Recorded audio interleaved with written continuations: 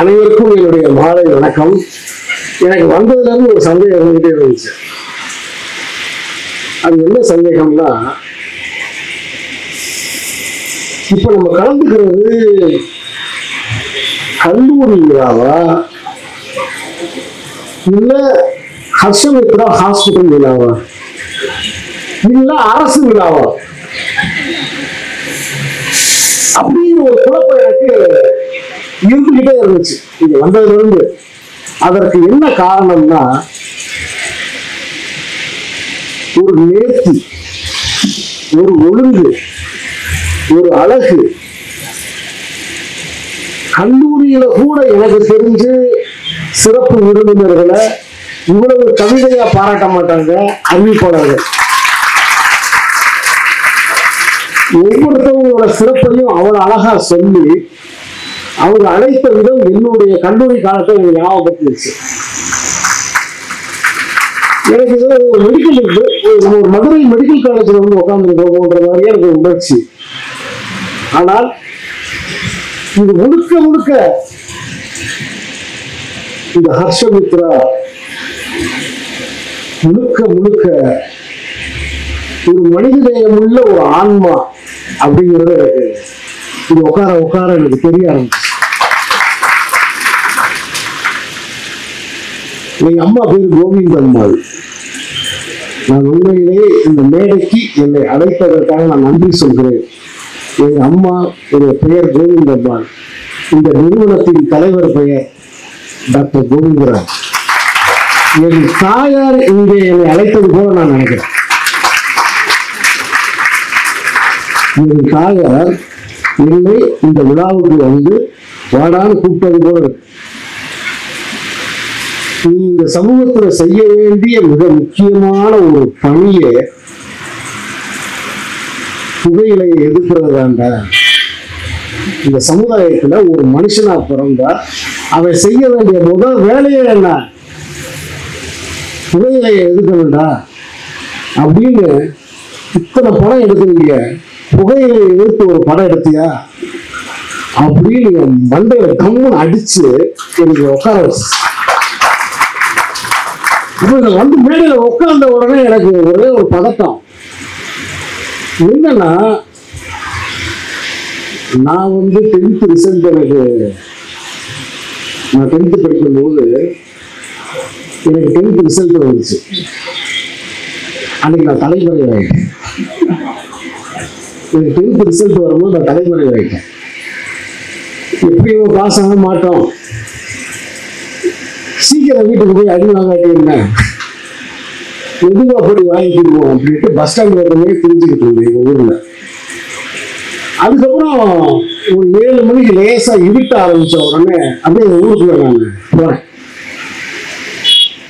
பதுங்கி போனேன். போனா எங்க அம்மா வந்து வீட்டு வாசல்ல உட்காந்து இருந்துச்சு. டேய் எங்கடா போன, நீ பாஸ் ஆயிட்டடா அப்படின்னு. நிஜமா சொல்ற அப்படின்னு. பாஸ் ஆயிட்டடா, பேப்பர் நம்பர் வந்துருக்குறாங்க பாடுறான் அப்படின்னா அந்த இங்கு பேனால கீழே அண்டர்லைன் பண்ணி வச்சிருக்காங்க என் நம்பரை. அதை எடுத்து காமிச்சு மறுபடியும் நம்பிக்கை இல்லாம பார்த்தேன். அப்படி ஒவ்வொரு கட்டத்திலையும் பள்ளி கல்வி கல்லூரிகள்ல ஏதோ கண்டிப்பா ஏதோ ஒரு பேராசிரியர்னாலேயோ ஏதோ ஒரு வாத்தியார்னாலோ கருணையினால நான் தப்பிச்சு வந்திருக்கேன். காலேஜ்லாம் தாண்டி ஒரு பட்டதாரியா நான் வந்திருக்கேன். அதுக்கப்புறம் தான் நான் சினிமாவுக்கு வந்தேன். அப்படி இருக்கிற ஒரு கடைசி பெஞ்சை இவ்வளவு முக்கியமான கல்வித்துறைக்கு சேவை செய்யக்கூடிய பெரியவர்களுக்கு நடுவில் கொண்டு உட்கார வச்சா எனக்கு அதுவே ஒரு சிறு பதட்டம் ஆயிடுச்சு. உண்மையிலே எனக்கு நமது ஆர்.சி. உதயகுமார் அவர்கள் எவ்வளவு தெளிவா பேசினார் பார்த்தீங்களா? ஒவ்வொரு சொல்லும் தேவையற்ற ஒரு சொல் இல்லை,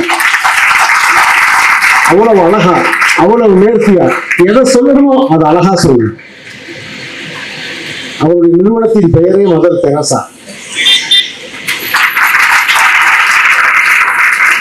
கல்கத்தா வீதிகள் அந்த அம்மா வந்து அப்படி கைகளை நீட்டும் போது ஒரு காடு துப்பிட்டான்.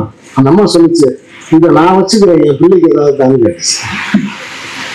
அந்த அம்மாவோட பெயர்ல ஒரு கல்வி நிறுவனம், அந்த நிறுவனத்திலிருந்து அவருடைய தலைவர் வந்திருக்காரு. பெரியார் மருத்துவ கல்லூரியுடைய மருந்தியல் கல்லூரியுடைய பேராசிரியர் செந்தாமரை அவர்கள்,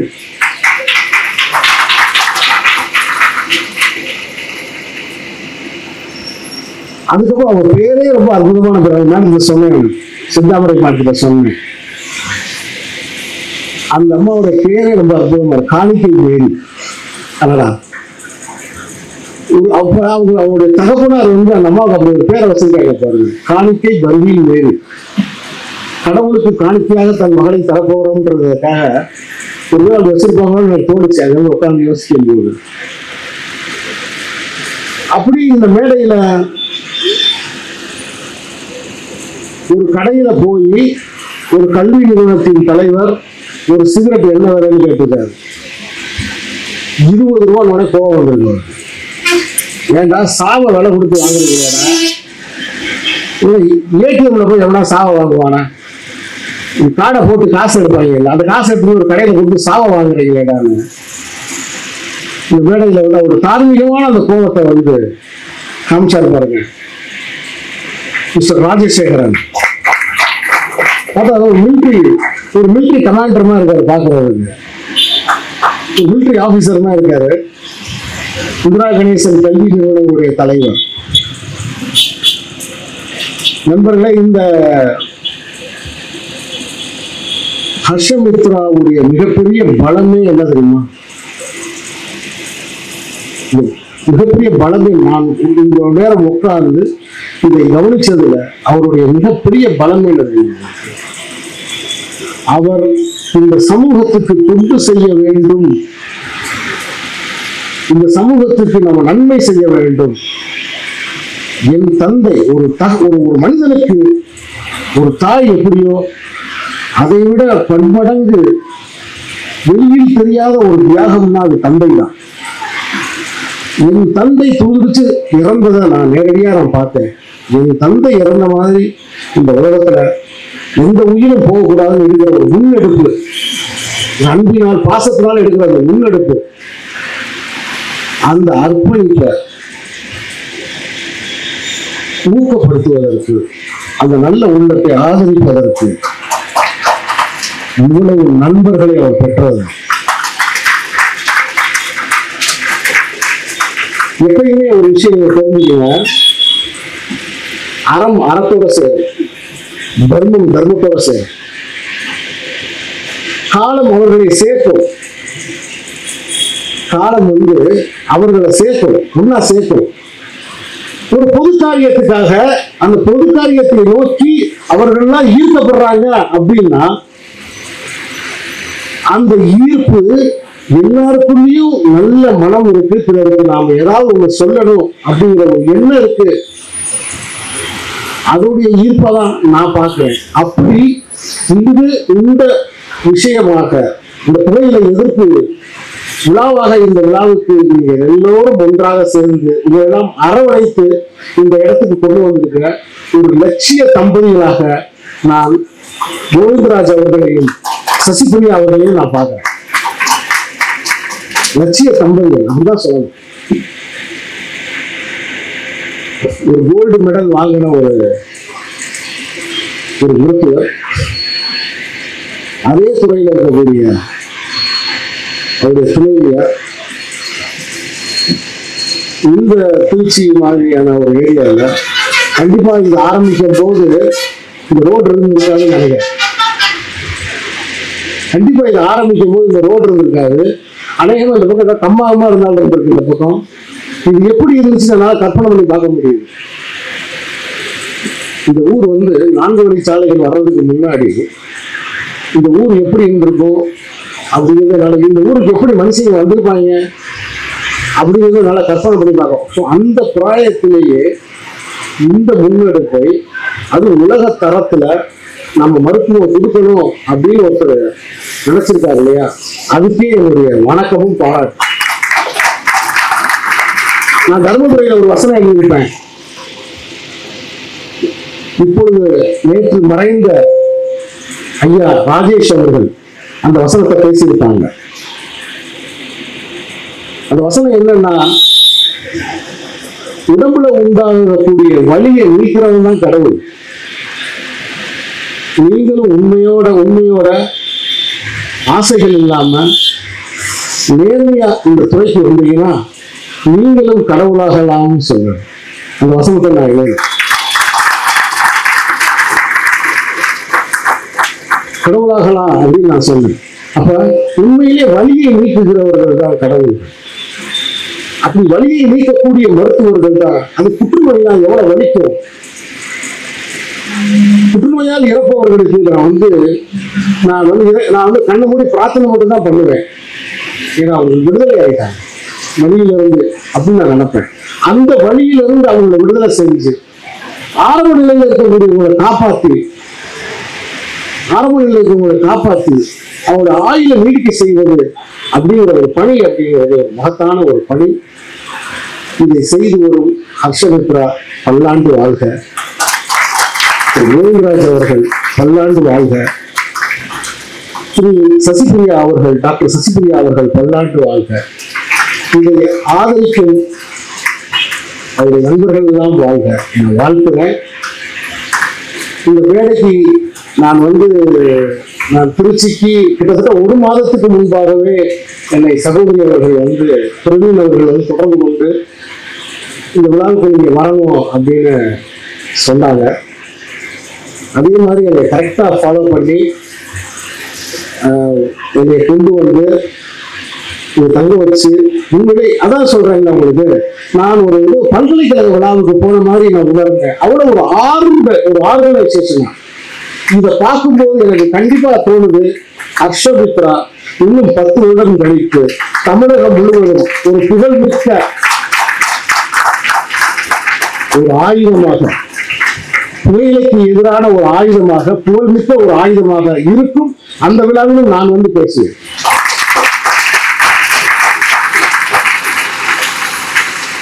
நான் எழுதிய நூல்களை, கவிதை நூல்களை சிறப்பு விருந்தினர்களுக்கு பரிசாக தந்திருக்கிறேன். நான் பார்க்க நமக்கு வருவேன் பார்க்கிறேன். நான் எழுதிய நூல்களை, கவிதை நூல்களை சிறப்பு விருந்தினர்களுக்கு பரிசா வச்சு தர்றேன். எனக்கு அற்புதமான ஒரு புத்தர் சிலையை தந்திருக்கிறார். கண்ணி வருது. எனக்கு அற்புதமான ஒரு புத்தர் சிலையை தந்திருக்கிறார். புத்தர் இந்த உலகத்துக்கு ரொம்ப முக்கியமான ஒருவர்.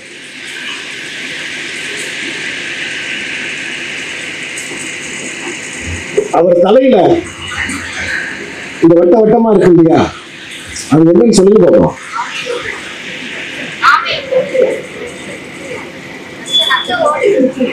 நத்து. ஏன்னா ஒரு தியானம் பண்ணும்போது அப்படியே அவருடைய முதுகு தண்டின் வழியாக நத்தைகள் ஏறி அவருடைய புஷ்டமான தலை மேல அப்படியே அமர்ந்துருச்சான் அப்படின்னு சொல்லுவாங்க. சோ இது ஒரு சிறப்புரையாக அல்லாமல், நானும் ஒரு காலத்தில் புகை பிடித்தவன். எப்படியோ புகை பிடிப்பதை விட்டுவிட்டு, அது எந்த ஒரு தனி மனிதனும் போய் காலைல எழுந்திரிச்சு குளிச்சு சாமியெல்லாம் கும்பிட்டுட்டு இன்னையிலேருந்து நம்ம சிகரெட் குடிக்க போறோம்டா அப்படின்னு சொல்லிட்டு நேரம் நடந்து போய் கடையில போய், அண்ணா ஒரு சிகரெட் தாங்க, அது வாங்கி அது குடிக்க போறதே கிடையாது. ஒருத்தர் இருப்பான் நல்லா சிகரெட் குடிக்கிற எல்லாரும் கொஞ்சம் நல்லா யோசிச்சு மாப்பிள்ள அப்படின்னு வீட்டு இருப்பான். அல்லது அதை குடிக்கிறத நம்ம பார்த்துக்கிட்டே இருந்திருக்கணும். அல்லது என்னுடைய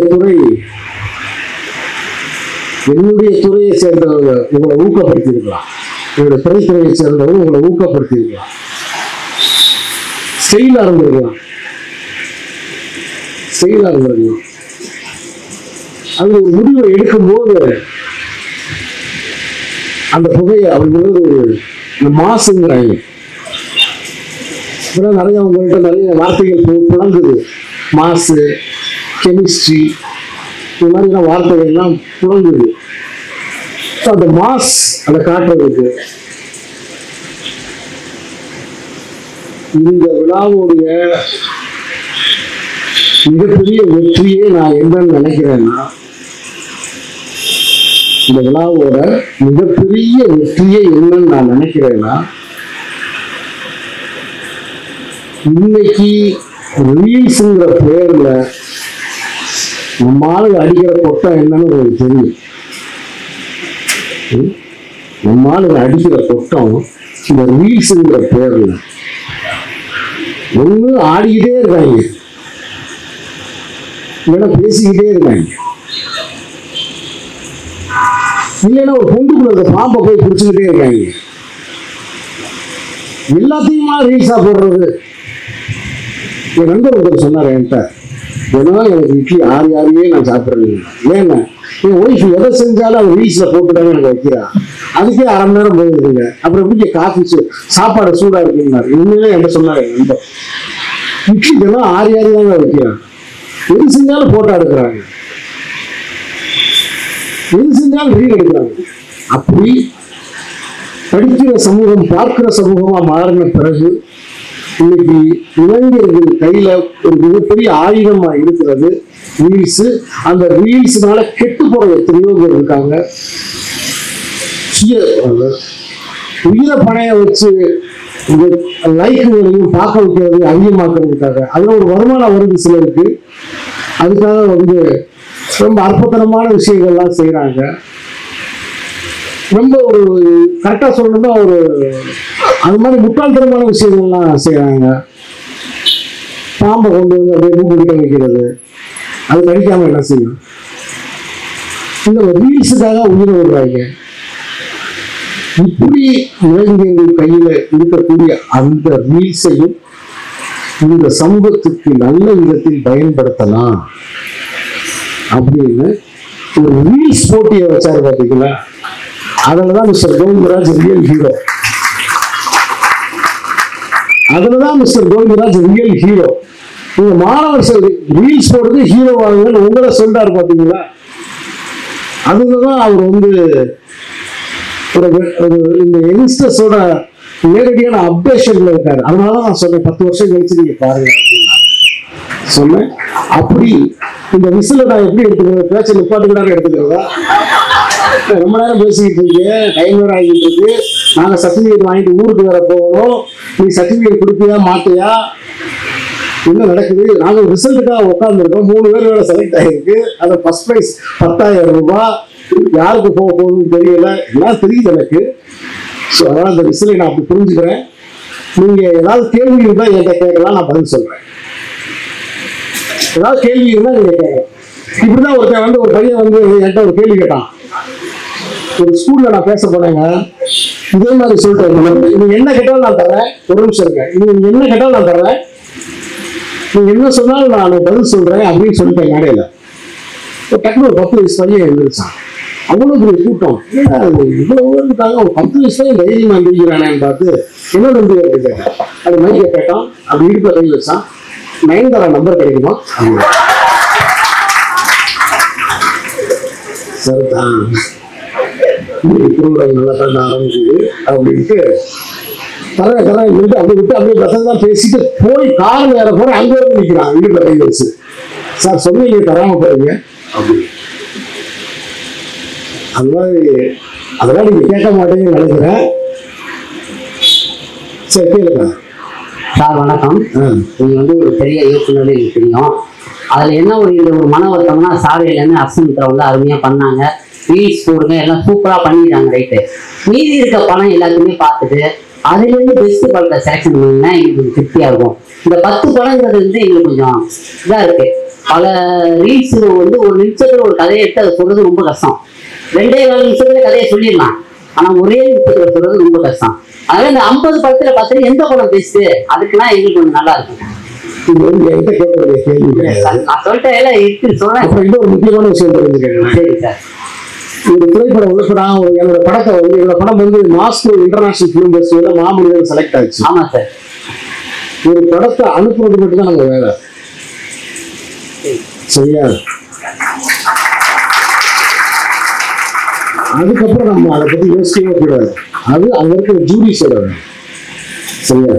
இந்த விழாவில் உங்கள் படம் தெரியாமல் போகலாம், அடுத்த விழாவில் தெரியும். சரி, இன்னொரு விஷயம் சொல்றேன் கேளுங்க. இந்த மாதிரி விழாவுல கலந்துக்கிறதே வெற்றி. நீங்க பரிசுக்கிறது தகுதி கிடையாது, பரிசுக்கிறது இங்க தகுதியே கிடையாது, கலந்துக்கிறதா வெற்றி. ஜெயகாந்தன் சொல்லுவாரு,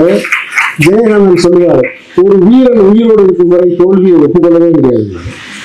அது மாதிரி நம்ம இருக்கிற வரைக்கும் நம்ம படங்கள் எடுத்துக்கிட்டே இருப்போம், அனுப்பிச்சுக்கிட்டே இருப்போம், அவ்வளவுதான். சரியா? வாழ்த்துக்கள். வணக்கம் சார். அப்புறம் 100 படத்தை நான் பார்த்தேன், இங்கேயே வாங்கி விழுந்துட மாட்டேமா நண்பனே. சரி, வணக்கம் சார். இப்ப எங்களுக்கு இந்த ரீல்ஸ் காம்படிஷன் ரொம்ப ஒரு ஆரோக்கியமான சிந்தனையை கொடுத்துச்சு. இப்ப சினிமா சம்பந்தமா ஏதாவது கேள்வி வருது சார். இப்ப உங்களுடைய படங்கள் வந்துட்டு ஒரு நாவல் மாதிரி இருக்கு சார். நான் பார்த்த வரைக்கும் உங்களுடைய படங்கள் கதாபாத்திர சித்தரிப்பா இருக்கட்டும் எல்லாமே ஒரு நாவல் புத்தகத்தை நம்ம கற்பனையில ஊட்டி பாக்குறத அப்படியே கண்ணால பாக்குற மாதிரி இருக்கு. உங்களுக்கு பின்னாடி இருக்கக்கூடிய அந்த வாசிப்புடைய அனுபவங்கள் வந்துட்டு கொஞ்சம் சொன்னீங்கன்னா கொஞ்சம் நல்லா இருக்கும். இப்ப வாசிப்பு ஒரு மனிதனுக்கு ரொம்ப முக்கியம், படிக்கிறது ரொம்ப ரொம்ப முக்கியம்.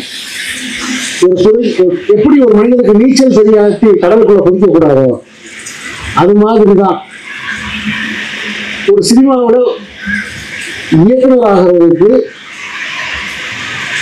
படிப்புங்கிற நீச்சல் வேணும்.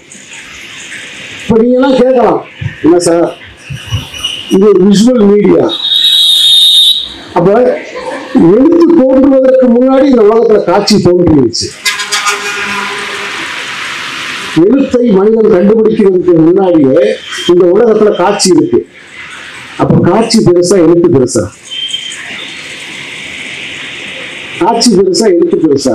நீங்க என்ன சார் எழுத்துல போய் படிக்க சொல்றீங்களே நீங்க கேட்கலாம். பட் என்னுடைய ஆன்சர் என்னன்னா, காட்சி எழுத்ததா இருக்கலாம், ஆனா அந்த காட்சியை ஒரு வரையறைக்குள் கொண்டு வந்தது எழுத்துதான். எப்படி இரவு, காலை, மாலை, மதியம் அப்படின்னு. அப்ப ஒரு நாவல் அப்படிங்கிறது ஒரு எழுத்தாளனுடைய அனுபவம், ஒரு வாழ்வியல், அவனுடைய அவதாரம், அவன் கவனிச்சு அவன் எழுதுனது. ஸோ அப்படி தொடர்ந்து சிறுகதைகள், நாவல்கள், கவிதைகள் படிக்கிறது மூலமா ஒரு தேர்ந்த ரசனை உங்களுக்குள்ள உண்டாகும். வேற ஒண்ணுமே கிடையாது. இத பார்த்து அதை எடுக்க போய் இந்த மீடியம் வேற, அந்த மீடியம் வேற, விஷுவல் மீடியம் வேற, எழுத்து மீடியம் வேற.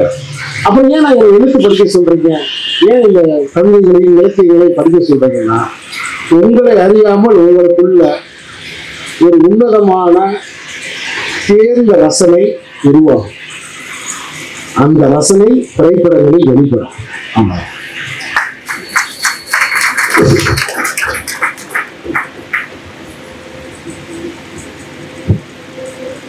Yes.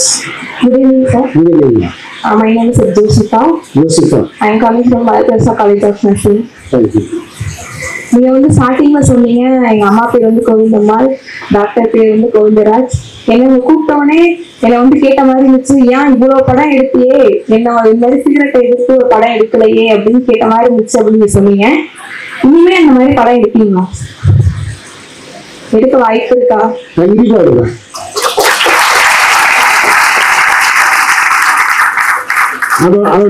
அதோட கதாநாயகனுக்கோ ஹர்ஷமித்ரான்னு பேர் வைக்கிறேன்.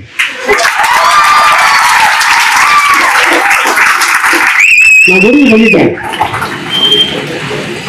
கண்டிப்பா எடுப்பேன். நீர்ப்பறவையும் ஒரு படம் எடுத்தேன். மதுவின் தீங்கை பற்றி அதை லைட்டா வருவாங்க. ஒரு மதுவின் சிக்கிக்கிட்ட ஒருத்தர் வந்து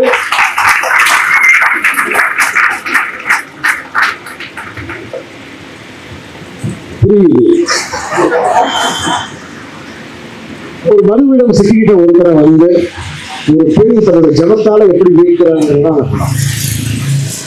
ஸோ அது மாதிரி இந்த கோயிலுக்கு எதிராக வந்து ஒரு படத்தை நம்ம எடுத்தே செய்யும்.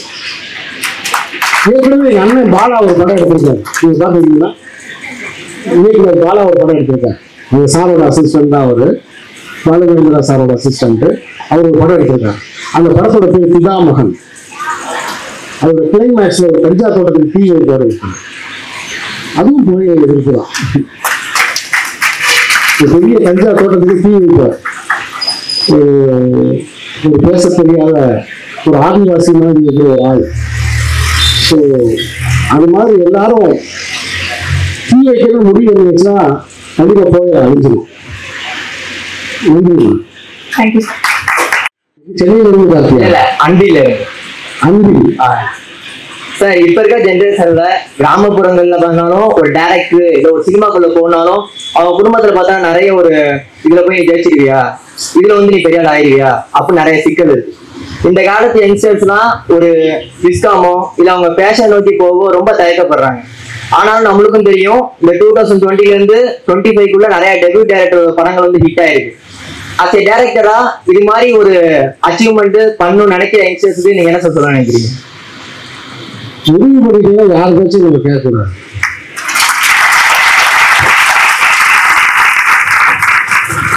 முடிவு பண்றதுக்கு முன்னாடி எல்லாத்துக்கும் கேட்கலாம். முடிவு பண்ணிட்டா யார் பேச்சும் நம்ம கேட்கக்கூடாது. அதை நோக்கி நம்ம முயற்சி பண்ண வேண்டியதுதான். இதுதான் என்னோட அட்வைஸ். ஒரு ஸ்டோரி சொல்றதை விட அது ஸ்கிரீன் பிளேல கொண்டு வரதுதான் அந்த டைரக்டருடைய வெற்றி. ஸோ அது பார்த்தீங்கன்னா தர்மதுரை படம் ஒரு டாக்டர்ஸை வந்து இவ்வளவு இயல்பா காட்ட முடியும் உங்களுக்கு எப்படி சார் தோணுச்சு?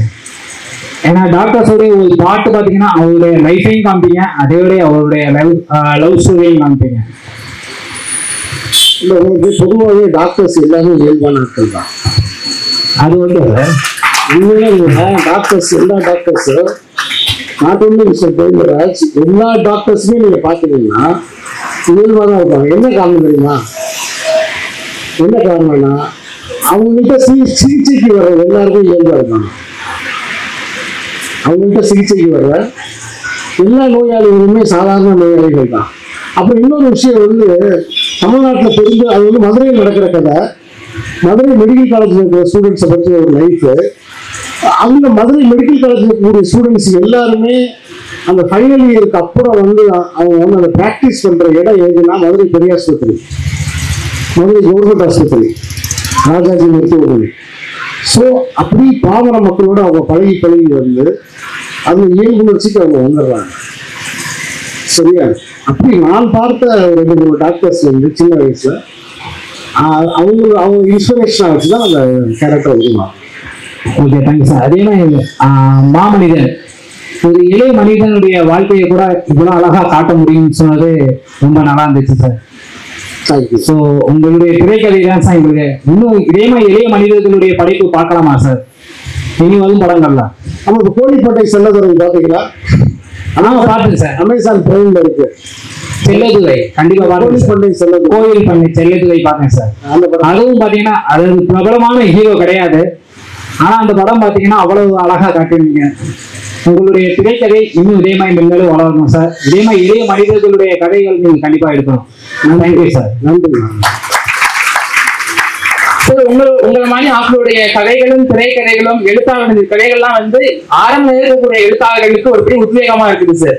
இந்த மாதிரி ஆரம்ப நிலையில கவிதை எழுதக்கூடிய எழுத்தாளர்களுக்கு ஒரு அறிவு என்னவா சார் இருக்கும்? எவ்வளவுக்கு எவ்வளவு படிக்கிறீங்களோ அவ்வளவுக்கு எவ்வளவு நீங்க நாலேஜ் இம்ப்ரூவ் ஆகுதுன்னு அர்த்தம். நாலேஜ் உயர் வரையும் அர்த்தம். அறிவு மேன்மை இருக்குன்னு அர்த்தம். அதனால வந்து ஆரம்ப நிலையில் இருக்கக்கூடிய கவிஞர்கள் நிறைய கவிதைகளை படிக்கணும். சங்கத்திலிருந்து இன்னைக்கு வரைக்கும் இருக்கிற கவிதைகளை படிக்கணும். அதுல அந்த கிளைமேக்ஸ்ல வந்து ஒரு போர்ஷன் வரும். பெரியாஸ்பத்திரி வந்து அவர் அடிபட்டு போயிருப்பாரு. அப்ப ஒரு பையனுக்கு வந்து மூச்சு திணறிடும். உடனே மெடிக்கேஷன் வந்து கொடுப்பாங்க. அப்ப அவர் வந்து அதை ரோட் பண்ணிட்டு அதை ராதிகாமா கையில வந்து கொடுப்பாரு. அதை கொடுக்கும்போது பார்த்தோம்னா அவங்க அதை கையில வாங்குற விதமே வந்து எல்லாரோட பேரண்ட்ஸுமே அந்த மாதிரி தான் நம்ம வந்து படிக்க வைப்பாங்க. ஏன்னா நானே வந்து நர்ஸு. ஸோ என்னை இப்போ வந்து பக்கத்துக்கு யாராவது முடியாம இருந்தாலும் ஏமானும் நர்ஸ் தான், ஏமானும் தெரியும் அவளை பார்க்குறான், அவன் தனிச்சுடுங்க கேளுங்க அப்படின்னு சொல்லிட்டு கேட்பாங்க. எங்க அம்மாவை வந்து நான் பார்த்த மாதிரியே இருந்துச்சு சார். ஸோ இந்த ஈன்ற பொழுதில் பெரிதோக்கும் தன்மானை சான்றோர் என கேட்டதான்னு சொல்லுவாங்க. எனக்கு வந்து அந்த ஸ்கிரீன் பிளேல வந்து மெயினா அந்த அம்மா கையில வாங்குறது வந்து எங்க அம்மா வந்து பிரதிபலிக்கிறதுக்கு காரணமா இருந்தது. உங்க சிந்தனையில வந்திருக்கணும். இதை நீங்க எப்ப சார் பாத்தீங்க? நதி மூலம் ரிஷி மூலம் பார்க்கக்கூடாதுன்னு சொல்லுவாங்க.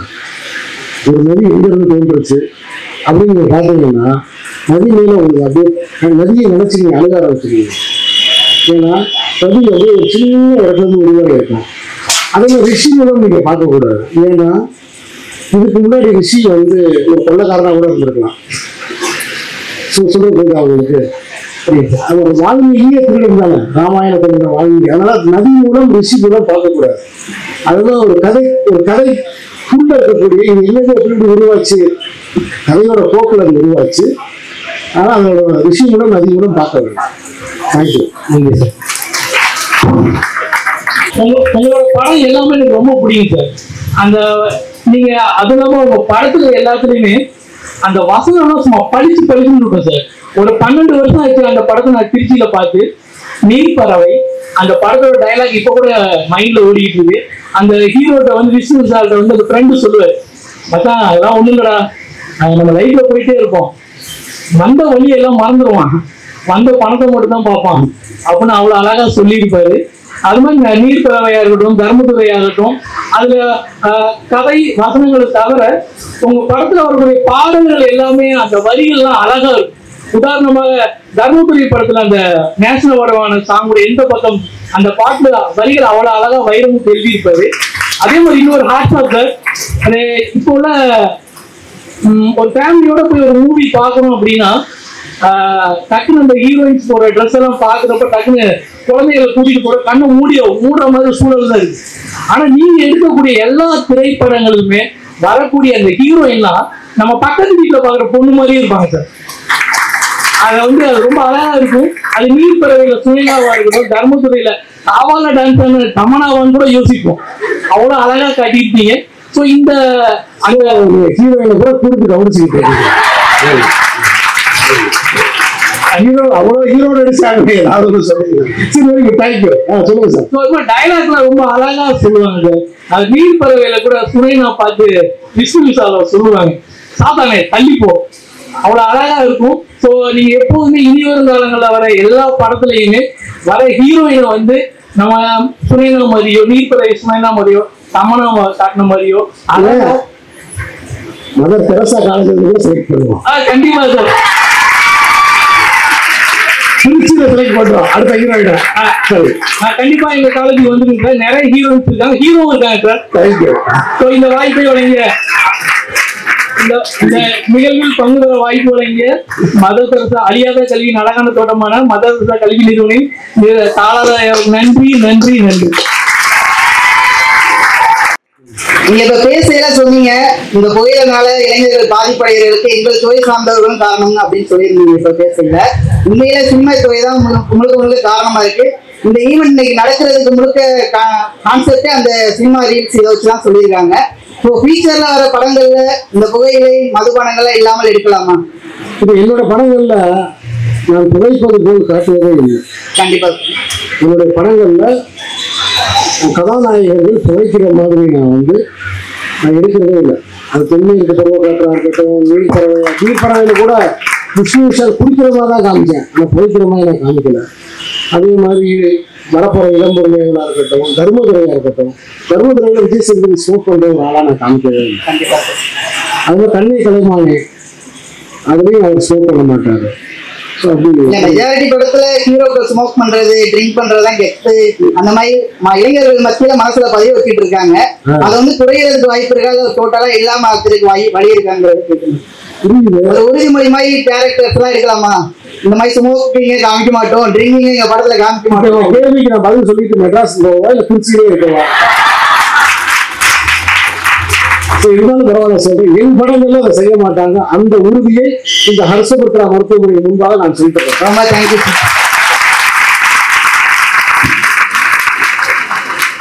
என்னன்னா வந்து புகையிலை வளர்ச்சி பற்றி சொல்லி பண்ணிட்டு இருக்கோம். பட் அதிகமா இருக்கிறது வந்து கேட்டரிங் ஃபீல்ட்ல எங்க ஃபீல்ட் அதிகமா ஸ்மோக் பண்றாங்க. ஸோ அதை இனி வரும் படங்கள்ல எங்க டிபார்ட்மெண்ட்ல நீங்க ஒரு எடுத்துக்காக எடுத்து காட்டணும் சார். அவேர்னஸ் கொடுக்கணும் நீங்க கண்டிப்பா. ஓகே, புரியுது எனக்கு. அதாவது இந்த சமையல் கூடங்கள்ல இருக்கிற எல்லாருமே ஸ்மோக் பண்றாங்க. ஸ்மோக் பண்ணுவாங்க கண்டிப்பா மோஸ்ட்லி. ஆமா, புரியுது எனக்கு. அந்த வேலை பழுவின் காரணமா தூங்காம இருக்கிறதுக்கு. ஆமா, ஆனா ஸ்மோக் பண்ண தூக்கம் வரும் எனக்கு தெரிஞ்சு. தேங்க்யூ. ப்ரொஃபஸரா? ஆமா சார், ஸ்டூடெண்ட்லாம் இருக்கீங்க, வாழ்த்துக்கள். என்னோட கல்லூரி வந்து நீங்க அடுத்த ஒரு வாய்ப்பு கொடுக்கணும் எங்க கல்லூரிக்கு, உங்களோட படங்கள் அடுத்த. கண்டிப்பா கண்டிப்பா கண்டிப்பா கண்டிப்பா கண்டிப்பா கொடுத்துருவோம். புரியுது. இல்ல சார், அது மாதிரி பெண்களுக்காக வந்து பீரியட்ஸ் டைம்ல அன்டச்சபிலிட்டி இருக்குல்ல சார், அதுக்காக, அப்புறம் செக்ஸ் எஜுகேஷன், செக்ஸ் அபியூஸ்க்காக, பீரியட்ஸ் பைடிங்காக இந்த மாதிரியும் படம் எடுத்தீங்கன்னா நிறைய பேர் ரீச் ஆகும். அது நிறைய மென்டல் ஸ்ட்ரெஸ்ஸா இருக்கு சார் பெண்களுக்கு, எங்களுக்கு ரொம்ப மென்டல் ஸ்ட்ரெஸ்ஸா இருக்கு. ஸோ அது நிறைய பேர் ரீச் ஆகணும்னு நினைக்கிறேன். அந்த சுச்சுவேஷன் கண்டிப்பா மாறணும்னு நினைக்கிறேன். முதல்ல அவங்களுக்கு ஒரு கிளாப் பண்ணுங்க. இவ்வளவு டேரிங்க எந்திரிச்சு இந்த பிரச்சனைகளை பற்றி ஒரு படம் எடுங்க அப்படின்னு அவங்க சொல்லியிருக்காங்க. உண்மையாக வாழ்த்துக்கள். எனக்கு 2 பெண் குழந்தைகள். அதனால இந்த பிரச்சனையை வந்து இந்த பிரச்சனையை வீட்டுல இருந்து நான் தொடங்கணும்னு நினைக்கிறேன். இதை ஸோ அப்படி ரொம்ப இந்த ஒரு எதிர்கால சினிமாக்கள்ல இதை சேர்க்கறதுக்கு நான் முயற்சி பண்றேன். Thank you so much sir. வந்து கையில ஒரே வச்சுட்டு ஒவ்வொரு பசங்களுக்கும் கட்டு கொடுத்து அவங்களும் வந்து எடுத்து போற ஒரு சூழ்நிலையை நாங்க வந்து கண்ணால பாக்குறோம். ஒவ்வொரு சூழ்நிலையும் நாங்க அவேர்னஸ் பண்ணிக்கிட்டு இருக்கோம். இப்ப இந்த வாய்ப்பு வந்து உங்களுக்கு எதிர்ச்சியா நடந்துச்சு. நாங்க 2 பேரும் கலந்துருக்க ஒரு நிகழ்ச்சியில நீங்க படம் எடுக்கக்குள்ள நாங்க 50% சார் இதுல ரிஜெக்டட் பண்ணிடாதீங்க, எங்களுக்கு ஏதாவது ஒரு வாய்ப்பு கொடுத்து நாங்களும் நடிக்க தயாரா இருக்கோம். நானும் உங்களோட வந்து சமூக சேவை செய்யலாமான்னு யோசிச்சேன் சார். நீங்க வந்து ஏன் கூட வரீங்க, இருந்தாலும் தெரியப்படுத்தும் படம் எடுக்கணும் உங்களை கூப்பிடுறேன். நீங்க சோசியல் அவேர்னஸ் போது என்னை மறந்துடாதீங்க. நானும் உங்களோட வரேன். சரியா? உண்மையா சொல்றேன் சார். என் பேர் ஃபாசில், தனலட்சுமி சீனிவாசன் நர்சிங் காலேஜில் ஃபர்ஸ்ட் இயர் படிக்கிறேன் சார். உங்க படத்தை பார்த்து இன்ஸ்பயர் ஆகி மகளிருக்கு குழந்தை திருமணத்துக்கு எதிராக ஒரு ஷார்ட் ஃபிலிம் பண்ணி கனவை கிடைக்காதுன்னு ஒரு ஷார்ட் ஃபிலிம் பண்ணியிருக்கேன் சார். அது பெரம்பலூர் மாவட்ட ஆட்சியர் கையால பிரைஸ் வாங்கியிருக்கேன், ஃபர்ஸ்ட் பிரைஸ் வாங்கியிருக்கேன் சார். என்னோட கேள்வி என்னன்னா, நீங்கள மாதிரி இளைஞர்கள் தோல்வியையும் வெற்றியையும் எப்படி ஹேண்டில் பண்றது சார்? தோல்வி எப்படி ஹேண்டில் பண்றதுன்னு தெரியாம தளர்றோம். அதுக்கு உங்க பார்வையிலிருந்து ஒரு சில வார்த்தைகள் சொல்லுங்க சார். என்னை பொறுத்த மட்டும் வந்து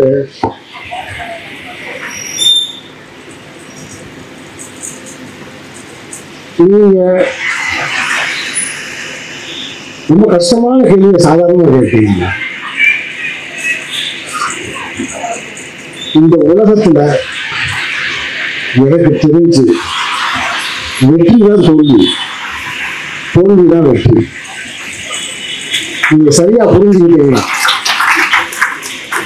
நீங்க வெற்றியை வந்து கொண்டாடாம வெற்றியை கவனிச்சுட்டு தோல்வியில நம்ம என்ன மிஸ் பண்ணோம் அப்படிங்கிறத நம்ம சிந்திக்கிறதுக்கான ஒரு இடமா நம்ம மாத்திக்கிட்டோம்னா, அதான் சொன்னேன், தோல்விதான் வந்து வெற்றி கற்றுக் கொடுக்காத பல விஷயங்களை கற்றுக் கொடுக்கும். தோல்விதான் வெற்றியை விட மிக சிறந்த ஆசிரியர். என்னோட அனுபவத்தை நான் சொல்றேன். சரியா? தோல்வியில தான் நீங்க தேடவே ஆரம்பிப்பீங்க, தோல்வியில தான் நீங்க வெளியேறி போகவே ஆரம்பிப்பீங்க. அருமை சார். ஒரு பெரிய விடையை சின்னதா சூப்பரா சொல்லிட்டீங்க. Thank you sir.